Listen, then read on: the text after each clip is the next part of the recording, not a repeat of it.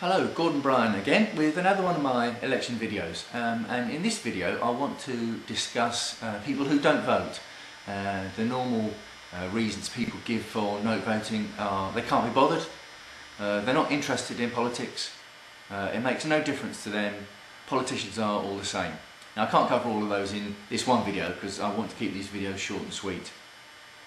But the normal arguments trotted out against countering people who say they don't want to vote is A, that people fought and died so that you could have a free vote, and also if you don't vote you can't moan about the result. And those arguments are trotted out over and over again because they both happen to be true.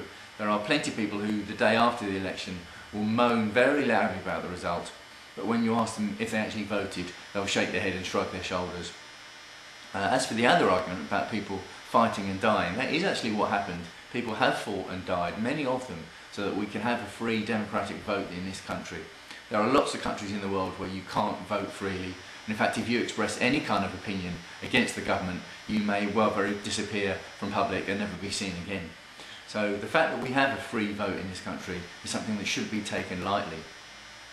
Women as well, women that don't vote. It was only 1918 that women were allowed to vote in this country, and even then you had to be over 30 or have a degree or be a house owner. It was only 1928, just over 80 years ago, that women were given the right to vote on the same terms, equal terms as men in this country. So if you're a woman in this country and you don't vote, you really should have a think about the rights that people struggled to get you, and you should vote. Here's the important thing for me.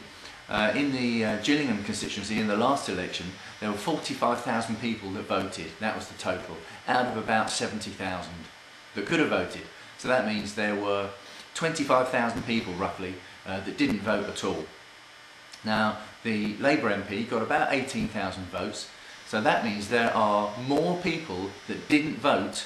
There's enough of those to win the seat without changing one mind of a single Labour voter or a single Conservative voter. That's why it's vital that you do vote.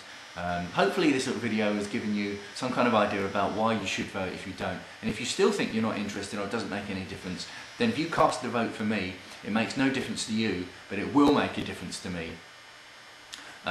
You'll find it will make a difference to you when it comes to a vote and legislation on a law that you feel strongly about, and you find that your say is actually represented when I'm voting in the Houses of Parliament. So there we are. That's that little video about why you should vote, and I'll see you in the next one.